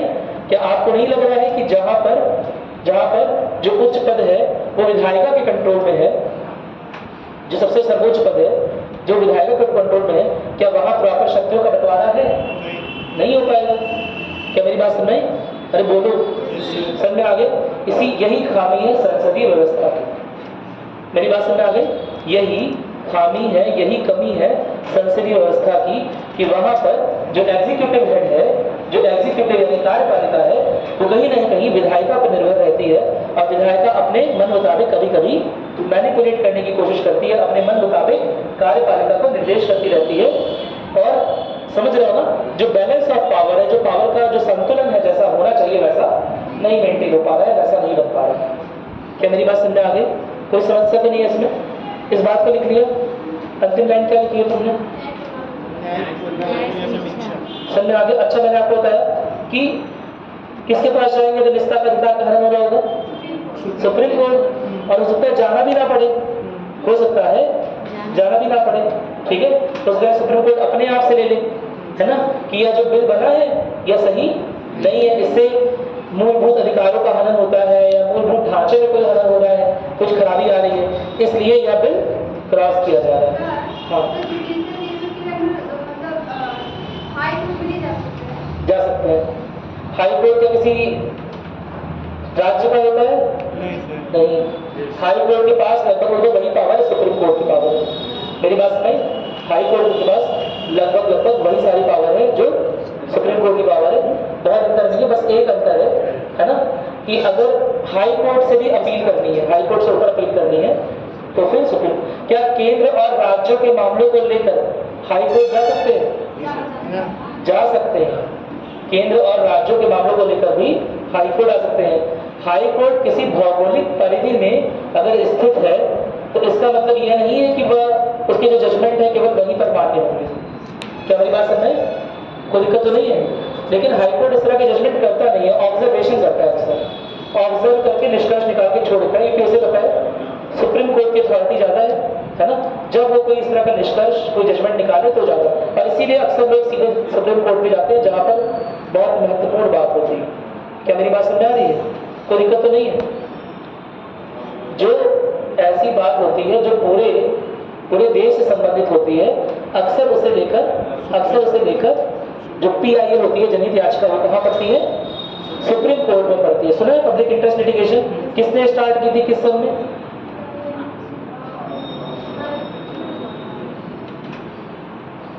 PIL किसने स्टार्ट की थी? 1857 में? नहीं, हमारे देश में स्टार्ट हुई, हमारी आज़ादी के बाद। क्या किसी को ये पता है कि जॉली LLB ने स्टार्ट की थी? जॉली LLB, जॉली फिल्म एक आई थी, नहीं? ये तो नहीं लग रहा है ना? तो उसने भी PIL डाली थी। वैसे वो जो मूवी है PIL के ऊपर ही है, पब्लिक इंटरेस्ट लिटिगेशन के ऊपर है। बताओ, जनहित याचिका इंदिरा गांधी ने। अरे इंदिरा गांधी क्यों स्टार्ट करेगी? खुद सोचो, इंदिरा गांधी तो विधायिका में बैठी हुई है ना, वो क्या चाहेंगे न्यायपालिका बार बार परेशान करे? नहीं, स्टार्ट किया था ऐसे जस्टिस PN भगवती ने, ठीक है, जस्टिस PN भगवती ने। आपको देखकर आ रहा है किस सन में स्टार्ट हुआ था, ठीक है। क्या मेरी बात समझ में? कोई दिक्कत तो नहीं है?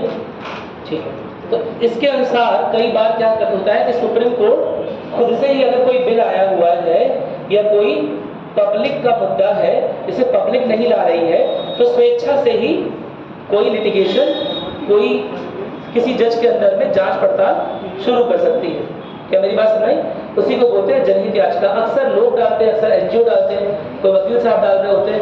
इसमें निजी मुकदमे नहीं होते हैं। इसमें जो मुकदमे होते हैं उसके निर्णय का संबंध बहुत सारे लोगों से, किसी समुदाय से, किसी वर्ग से होता है। क्या मेरी बात सुनाई? कोई दिक्कत तो नहीं है ना?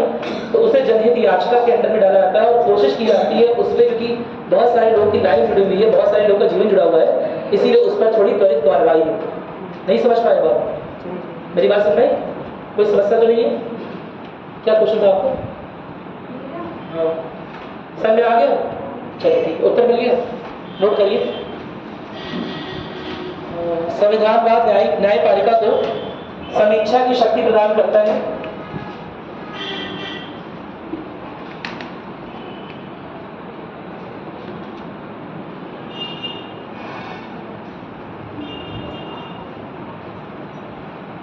समीक्षा की शक्ति प्रदान करता है। और जो बात मैंने बताई आपको हाई कोर्ट और सुप्रीम कोर्ट वाली, वो लिख लीजिएगा। देखिएगा, भारत में यह शक्ति सर्वोच्च और उच्च, भारत में यह शक्ति सर्वोच्च और उच्च दोनों ही प्रकार के न्यायालयों को उपलब्ध है। इस बात पर जोर दीजिएगा, ऐसे ही मत देख लीजिए। सर्वोच्च और उच्च दोनों ही प्रकार के न्यायालयों को उपलब्ध है।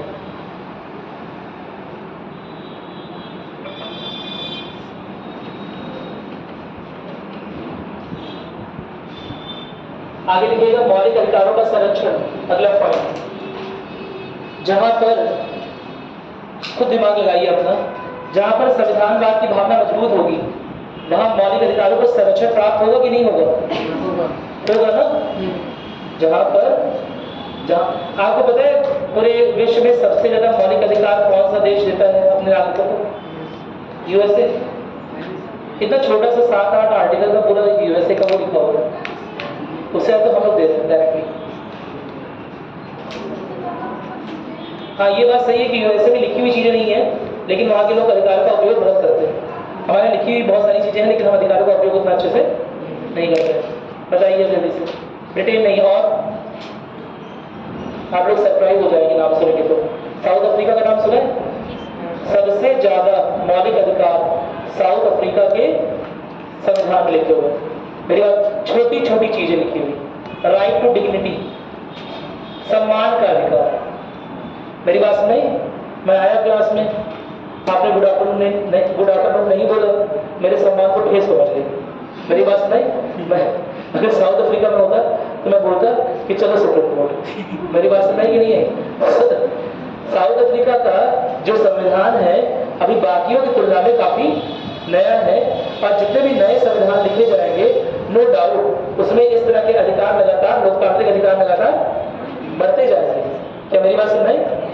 हमारे देश का संविधान इस तरह इतना विस्तृत होने का और यूएस का संविधान इतना सीमित होने का एक बहुत बड़ा कारण ये है। एक बहुत बड़ा कारण तो ये भी है कि हम लोग बातें बहुत बनाते हैं, है ना? छोटी छोटी बातों को बहुत बड़ा बड़ा करके लिखते हैं। क्या मेरी बात सुनिए? आंसर राइटिंग समझ लेना, इसी तरह लिखना। छोटी छोटी बातों को पॉइंट वाइज, हर चीज क्लॉज वाइज लिखना। छोटी छोटी बातों को बड़ा बनाते हैं। इसके बारे में अगर आप वो द आर्ग्यूमेंटेटिव इंडियन एक बहुत अच्छी किताब है जिससे आपको ऐसे में हेल्प होगी। किताब है डॉक्टर अमर्त्य सेन की, उसे पढ़िएगा आप लोग खाली समय में, ठीक है? द आर्ग्यूमेंटेटिव इंडियन के नाम से आता है। मतलब होता है बहसवादी भारतीय। भारतीयों को बहस की इतनी आदत है, मेरी बात सुनाई? कभी कभी ऐसा लगता है कि अभी तो वो टॉपिक आया ही नहीं, पहले ही बहस आ गई। मेरी बात सुनाई कि नहीं है? तो ये बात मैं नहीं बोल रहा हूँ, ये अमर्त्य सेन जो कि नोबेल पुरस्कार विजेता है, नाम सुना है ना सब? नहीं सुना है?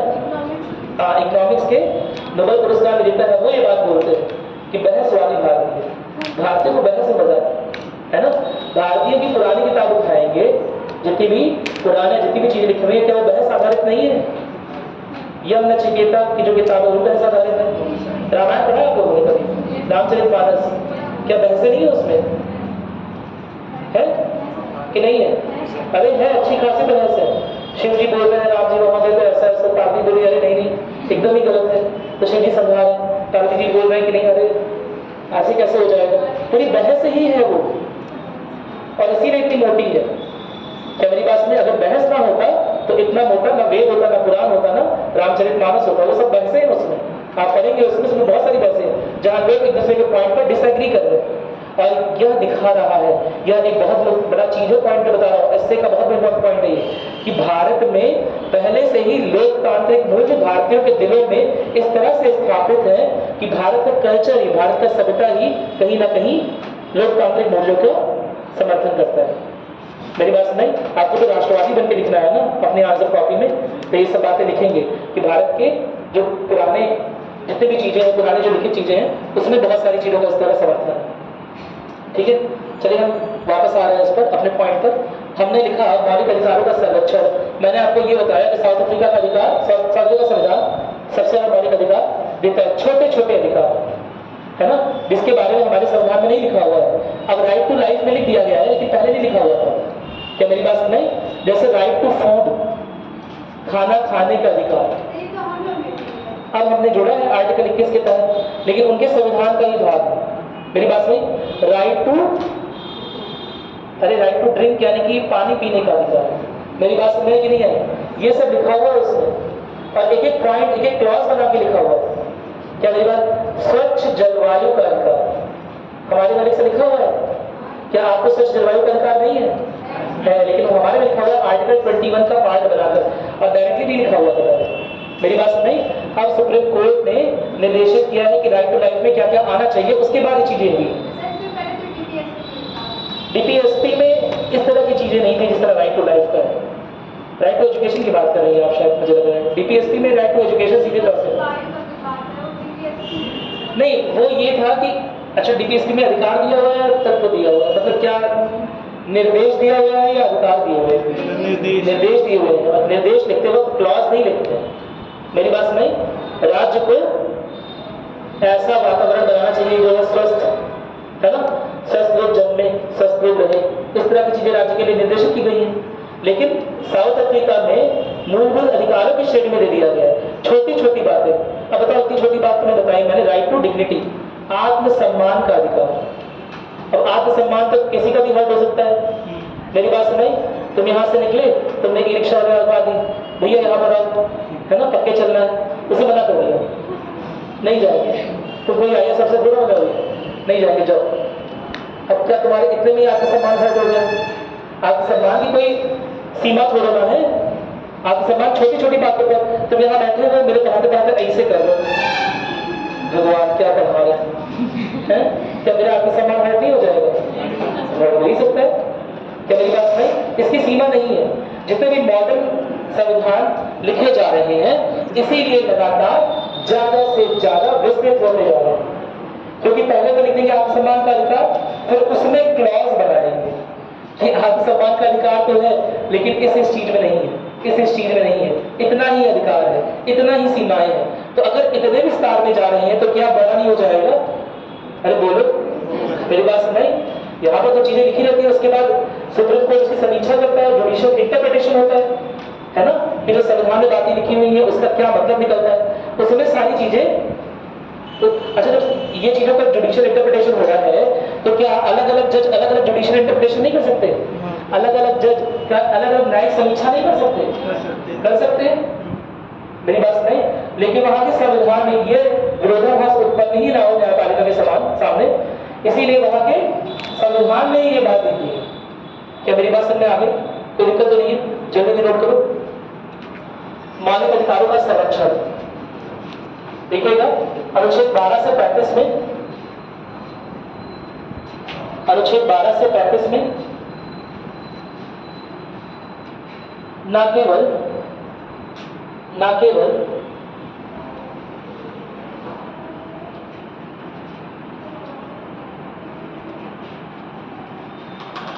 व्यक्तिगत स्वतंत्रता, समानता और धार्मिक स्वच्छंदता, व्यक्तिगत स्वतंत्रता, समानता और धार्मिक स्वच्छंदता, ठीक है, आदि के अधिकारों को दिया गया है। साथ ही साथ किन परिस्थितियों में इन पर रोक लगाई जा सकती है, इसका भी वर्णन है।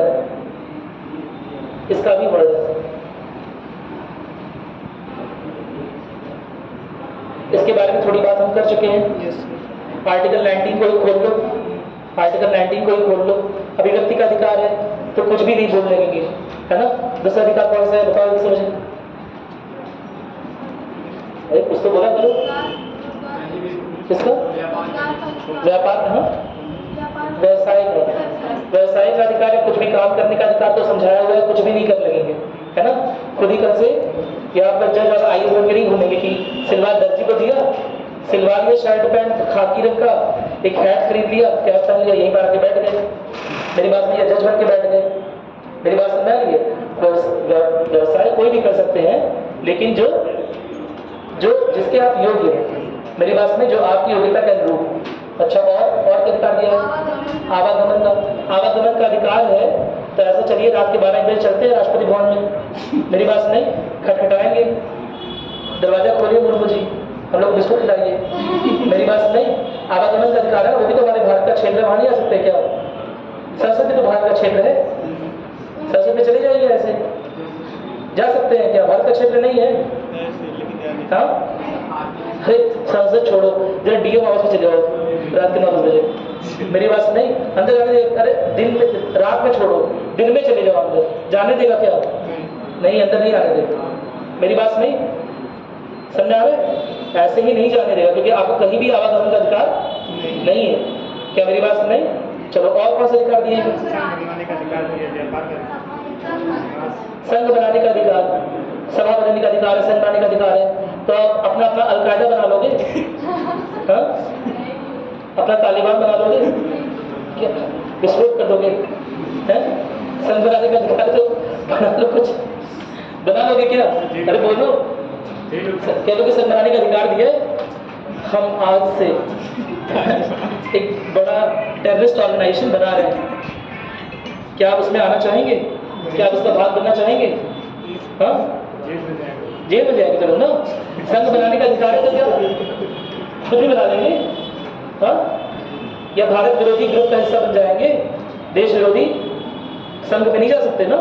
अरे बोलो, क्या मेरी बात में? और कौन सा अधिकार मिले? देखो, तुम सब अधिकार बता रहे हो और मैं सारा बता रहा हूँ कि वो उस अधिकार की सीमा क्या है।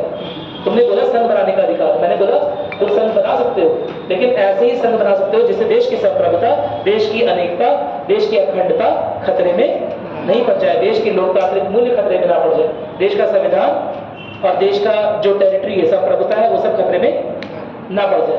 क्या मेरी बात में? तुम कोई भी संघ बना सकते हो, लेकिन अगर तुम्हारे संघ बनाने से अगर देश में अराजकता का माहौल आ सकता है तो ऐसा संघ बनाने की इजाजत नहीं है। और कौन सा अधिकार है? तुम बताओ तो निवास के बारे में, निवास कहीं भी। हाँ, देखो, एक बहुत आसान है, निवास बनाने का अधिकार है, निवास रहने का अधिकार। रहने का अधिकार तो कहीं भी रहने लगोगे, तुम समझ रहे हो, कहीं हर जगह रह सकते हैं। मेरी बात में एक तो स्टेट लॉज नहीं है उसमें, प्लस रहने का अधिकार है तो आप कहीं भी चले जाओ, कहीं भी अपना प्लॉट बना लो। ऐसा हो जाएगा क्या कि हमारा रहने का अधिकार है, देश का संविधान हमें रहने का अधिकार दे रहा है, इसीलिए आज से ये राष्ट्रपति भवन के बगल वाली जमीन हमारी है, ईटा जाके गिरवा देंगे, वहां पर अपना प्लॉट बनवा लेंगे। अरे बोलो, नहीं। मैं तुम्हें क्या समझाने की कोशिश कर रहा हूँ? मैं तुम्हें समझाने की कोशिश कर रहा हूँ, हर एक अधिकार में कुछ ना कुछ रिस्ट्रिक्शंस है। मेरी बात सुनाई? यह अधिकार एब्सोल्यूट नहीं है, पूरी तरह से नहीं है, पूर्ण नहीं है। मेरी बात सुनाई? यह अधिकार आपको प्रदत्त है, साथ ही साथ कुछ रिस्ट्रिक्शंस भी लगाई हुई है कि यहीं तक, यही सीमा है अधिकारों को फॉलो करने की। संघ बनाना है, नो डाउट बनाना है, लेकिन देश विरोधी संघ नहीं बनाना है। अभिव्यक्ति की स्वतंत्रता है, लेकिन देश विरोधी नारे नहीं लगाने हैं, या फिर ऐसे नारे, या फिर ऐसी बात। अभिव्यक्ति की स्वतंत्रता है, मैं न्यूक्लियर साइंटिस्ट हूँ, लेकिन सपोज अब मैं चला गया चाइना में, मैंने बता दिया कि हमारे यहाँ इतने न्यूक्लियर वेपन्स रखे हैं। ये जो भारत बोल रहे हैं 160, 180, इतना तो है ही नहीं, बेवकूफ बना रहे हैं। हमारे पास तो 5 ही न्यूक्लियर वेपन है। क्या देश की जो हालात है, जो देश की बात है, क्या हम बाहर आके शेयर करेंगे? अब क्यों? हमें हमारी अभिव्यक्ति की स्वतंत्रता है, देश विरोधी हो जाएगी ना। हमारी अभिव्यक्ति की स्वतंत्रता वहीं तक है जहां तक, उस सीमा तक ही है जहां तक देश की संप्रभुता, अखंडता, अनेकता खतरे में ना पड़े। नहीं समझ पाए बात? अरे बोलो, समझे? चलो ठीक है। सर, नेट चलाने का अधिकार दिया?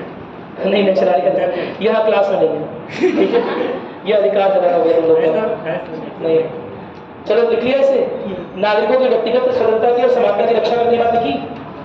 क्या लिखा है लास्ट लाइन? ठीक है, अगला पॉइंट लिखिए जैसे लोकतांत्रिक प्रक्रिया। लोकतांत्रिक प्रक्रिया लिखिएगा, लिखिएगा। जनता की भागीदारी, जनता की शासन में भागीदारी, जनता की शासन में भागीदारी, स्वतंत्र और निष्पक्ष चुनाव, स्वतंत्र और निष्पक्ष चुनाव और प्रतिनिधिक सरकार, प्रतिनिधिक सरकार, निष्पक्ष चुनाव और प्रतिनिधिक सरकार की स्थापना, और प्रतिनिधिक सरकार की स्थापना। क्या मतलब हुआ इसका? भाई ये बताओ, बहुत सिंपल सी दिमाग लगाओ। संविधानवाद करा रहे हैं दोबारा से। ये बताओ, जहां पर लोकतांत्रिक मूल्य ज्यादा होंगे वहां संविधान यहाँ जहाँ लोकतांत्रिक मूल्य कम होंगे वहाँ संविधानवाद ज़्यादा होगा। यहाँ लोकतांत्रिक मूल्य ज़्यादा है। जहाँ लोकतांत्रिक मूल्य ज़्यादा है वहाँ पर संविधानवाद ज़्यादा है। बहुत सिंपल सी बात है। तो सारे लोकतांत्रिक मूल्य तो लिखे हुए हैं। मेरी बात समझ? चलो आगे बढ़े। देखोगे कानून का शासन, ये बहुत इंपॉर्टेंट है। इसके बारे में अलग से मैं बताऊंगा क्योंकि इस पर लंबी क्लास नहीं कम से कम आगे। सर क्वेश्चन दिया था कौन सा क्वेश्चन टाइम अब देख रहे हैं, करवा रहे हैं, ठीक है। करवा लीजिए सर। लिखो संविधानवाद कानून के शासन, संविधानवाद कानून के शासन की अवधारणा पर आधारित है। संविधानवाद कानून के शासन की अवधारणा पर आधारित है।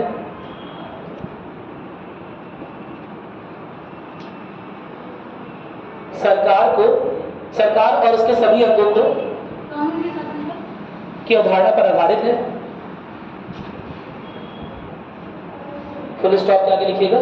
सरकार और उसके सभी अंगों को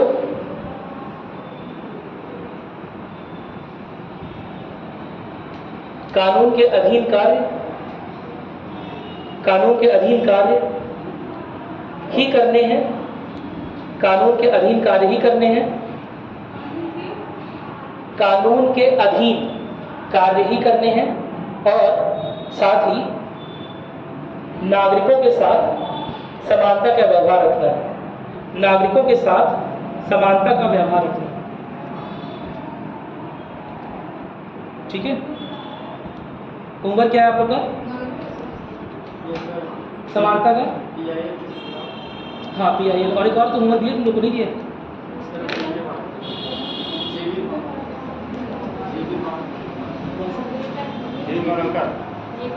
वो तो पहले दिया था सर वो PIL तो हो चुका। दायर किया जीबी मामला तो बता दिया क्लास में ना। क्वेश्चन दिए थे क्वेश्चन मैं ग्रुप पे आपको सेंड करवाऊंगा। देखिए समय थोड़ा सा कम पड़ा रहा है, इसीलिए इस संडे को मैं कोशिश करूंगा कि आप ही कुछ अलग से हो पाए, ठीक है, जो पार्ट छूट गए। सर ठीक, आप लोग कोशिश करिएगा, बहुत लोकतांत्रिक मत बनिए, है ना। अभी कुछ दिन के लिए मेरी बात मान लीजिए, मेरे शासन को मान लीजिए। आप लोग संडे को अगर प्रेजेंट हो पाइए या आने वाली छुट्टियों में जब यहाँ छुट्टी रहे तो 1-2 घंटे के लिए प्रेजेंट रहेंगे तो हमारा जो पार्ट छूटा हुआ हम कवर कर देंगे। क्या मेरी बात? जिस दिन भी हो सके, मैं ये नहीं कह रहा हूँ, जिस दिन भी हो सके, ठीक है, जिस दिन संभव हो उस दिन 1 दिन के लिए हम इकट्ठा होंगे और जो पार्ट छूटा वो कर लेंगे। समझ? सर लेकिन दोपहर में मतलब थोड़ा सा ऐसा समय रखेंगे कि सब लोग आते हैं। अब 1-2 दिन का तो क्या उठाना पड़ेगा ना। आप लोगों को क्या सुन के आना है? कौन सा गाना? भाई गाना सुनने के लिए दिया हुआ है ना आप वो सुनकर आइएगा पूरा गाना। आप लोग का होमवर्क है। अरे बताया तो मैंने कौन सा गाना? जिसमें विशिष्टताओं का वर्णन